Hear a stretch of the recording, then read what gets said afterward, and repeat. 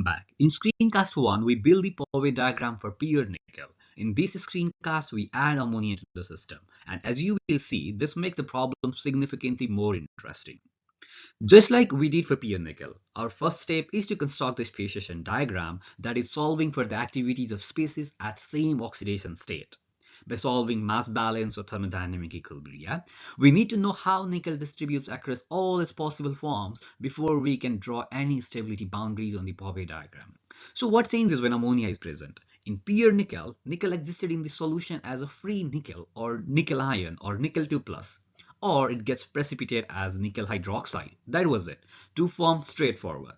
When we add ammonia, nickel can now bind ammonia molecules to form a family of complexes, each one with a different number of ammonia ligands attached. Here, N runs from 1 to 6, giving us 6 additional dissolved species on the top of free nickel ion or nickel 2 plus and the solid nickel hydroxide.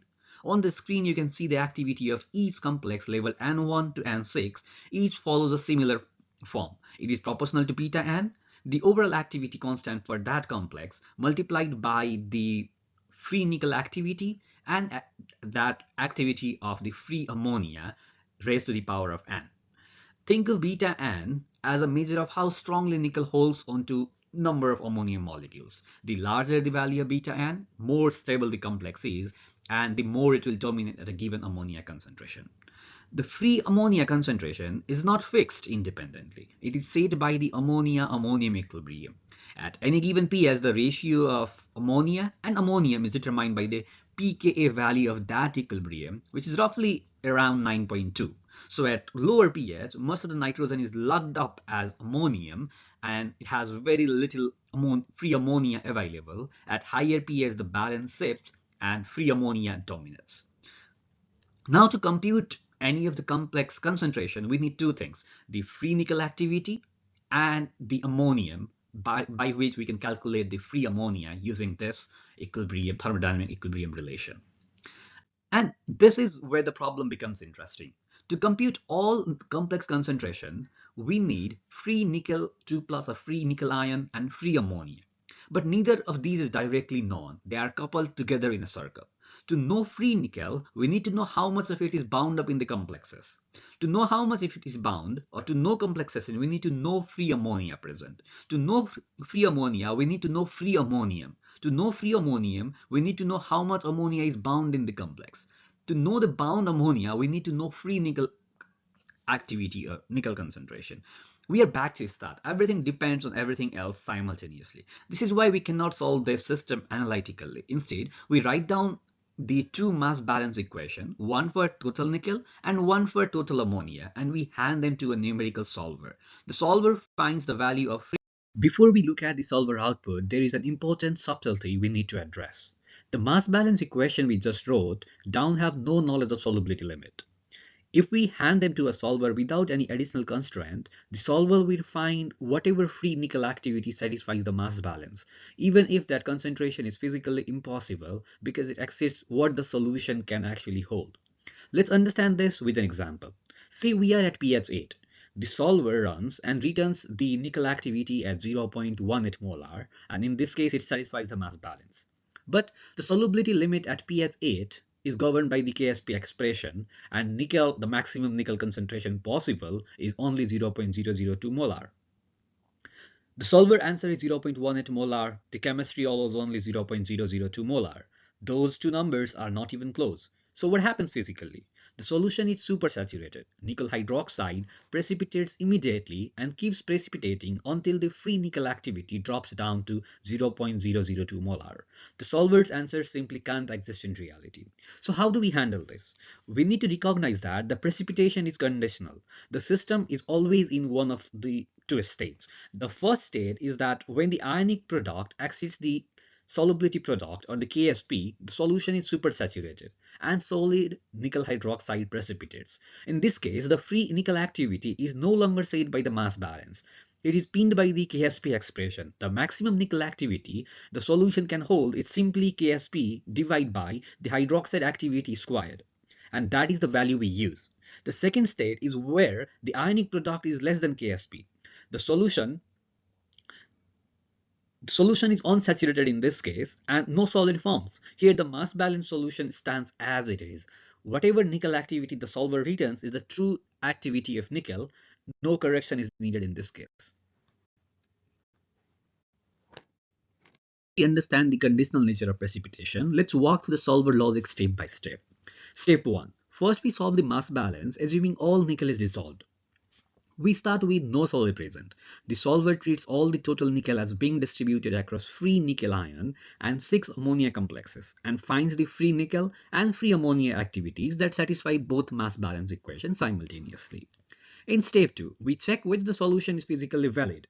We compute the ionic product, the free nickel activity multiplied by the hydroxide activity squared, and compare it with Ksp. If the ionic product is less than the Ksp, the solution is unsaturated. The solver's answer is physically valid, no solid forms or there will be no precipitation and nickel hydroxide concentration will be 0 and we are done. In step 3, if the ionic product exceeds Ksp, the free nickel activity has gone above the saturation limit, so we need to fix it. So we fix the nickel activity as the activity of nickel saturation. That is Ksp divided by the hydroxide activity square. Free nickel ion or free nickel activity is now fixed and is no longer a variable. With that fixed, we resolve only the ammonia mass balance. We determine the corrected ammonium concentration and a full set of complexes from N1 to N6. In step 4, whatever nickel is left over has precipitated as solid nickel hydroxide. So we compute it by simple subtraction. Total nickel minus the saturation nickel activity minus the sum of all 6 complexes. The remainder is the amount of nickel hydroxide that has formed. These 4 steps are executed at every pH value across the diagram.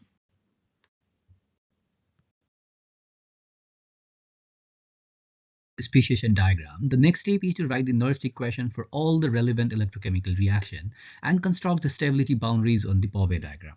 At first glance, this seems daunting. We now have 6 ammonia complexes in addition to free nickel ion, so it might appear that we need a whole family of Nernst equation to account for each one.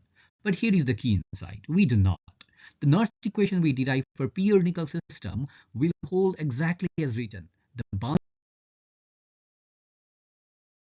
we drew before, nickel, nickel 2 plus, nickel 2 plus nickel hydroxide, nickel hydroxide are all still valid. Nothing about those expressions had changed. What had changed is the activity of free nickel ion.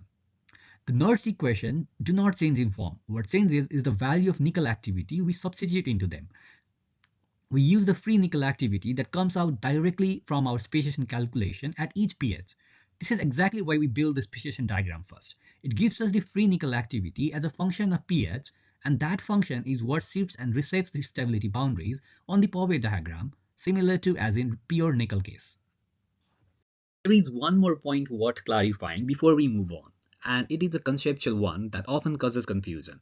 When we look at the Pourbaix diagram and see regions dominated by ammonium complexes like nickel ammonia 1 or nickel ammonia 2, we might ask, should each of these complexes have its own independent reduction line? After all, they are distinct species.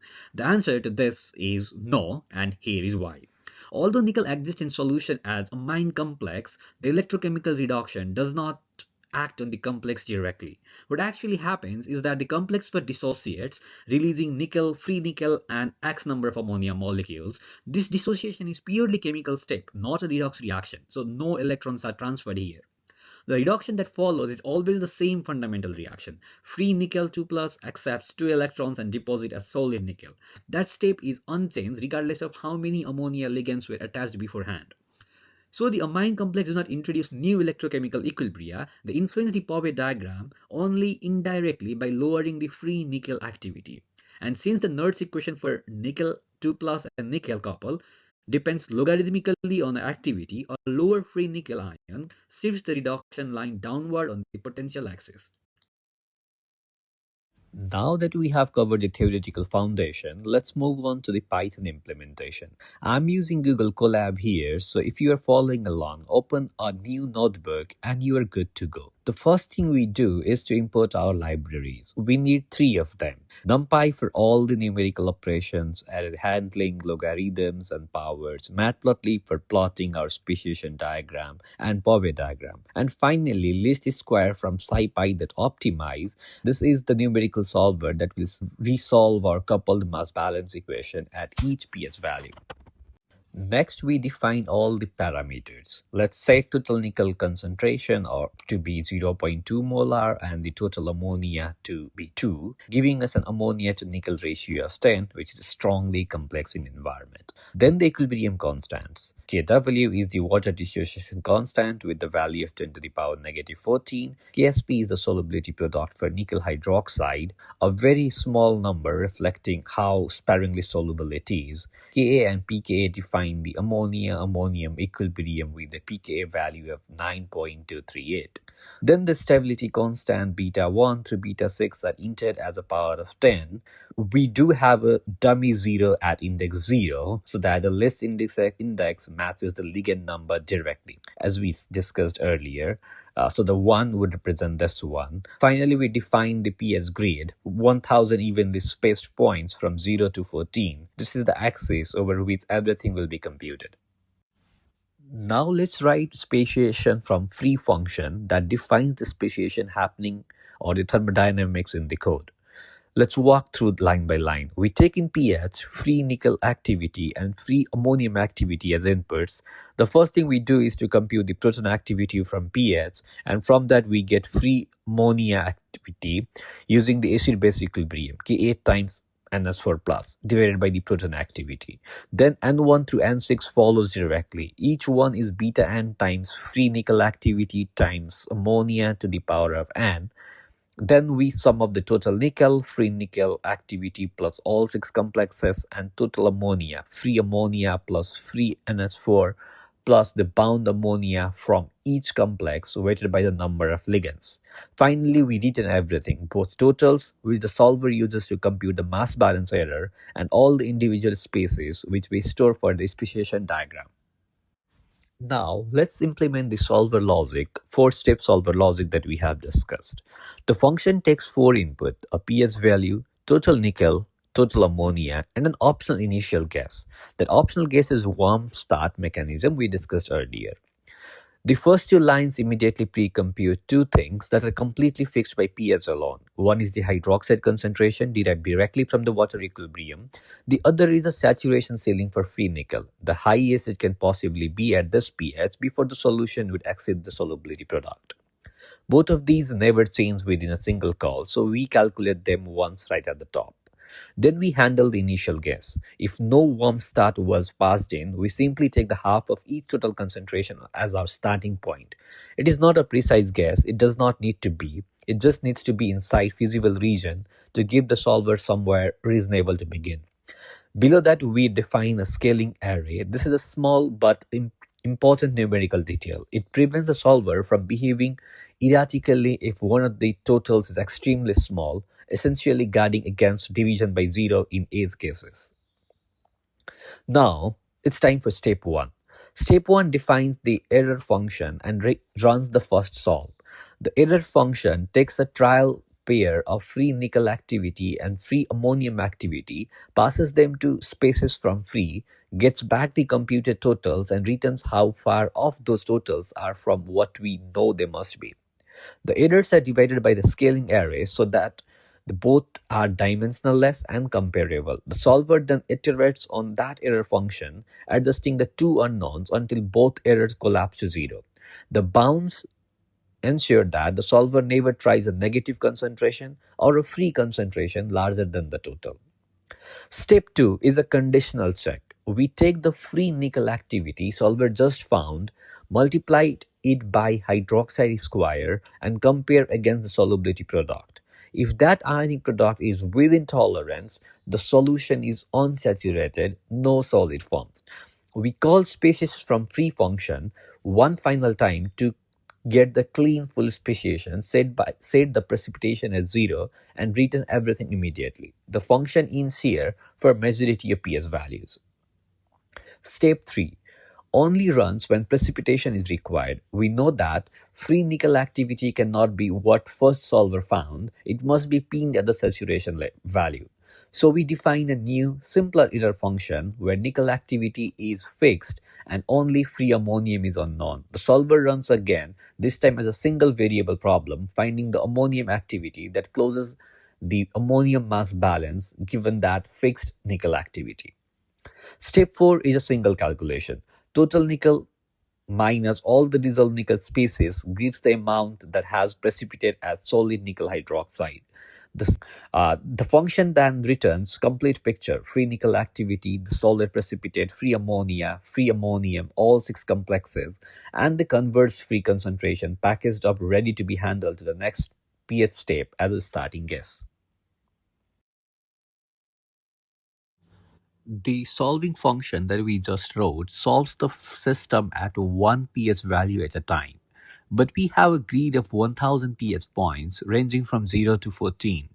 To plot the speciation diagram or Pourbaix diagram, we need the values at every single one of those points, not just one. So we need a function that runs solve pH in a loop across all those 1000 pH values and stores each result as it goes. So we need this speciation function. We call it, it loops, it stores, and by the end, we have 10 complete arrays, one for each species, ready to be handled when we use it for plotting. Now that we have full speciation solved across pH range, let's write a function to calculate the Pourbaix diagram boundaries. You will notice that this function is identical to one we wrote for the pure nickel system. And that is the whole point. The Nernst equations are the same, the equilibrium constants are the same, the solubility lines are the same, nothing in the electrochemistry has changed.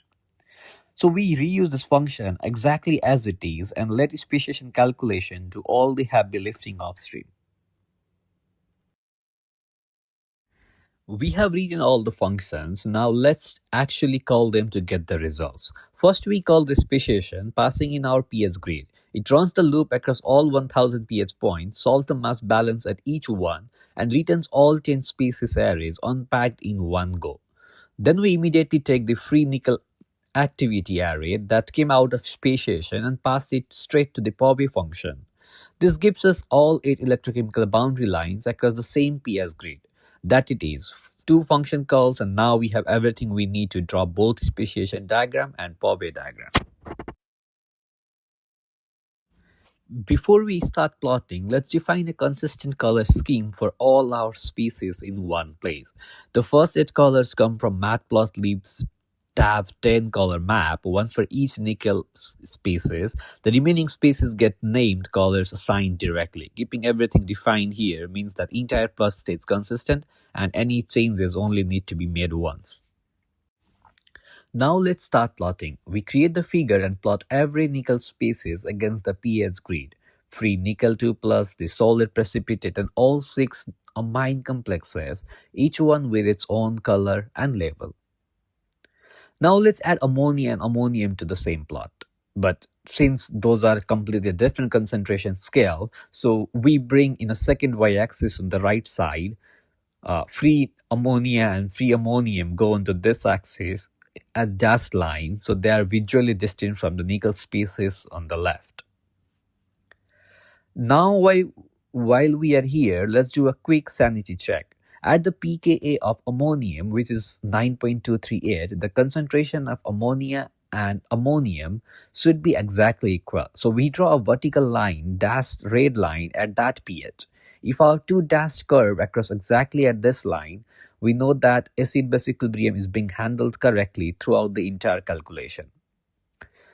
Now finally, let's add the legend. Since we have lines spread across two axes, we collect the handles from both and combine them into a single legend, keeping everything clean and readable in one place.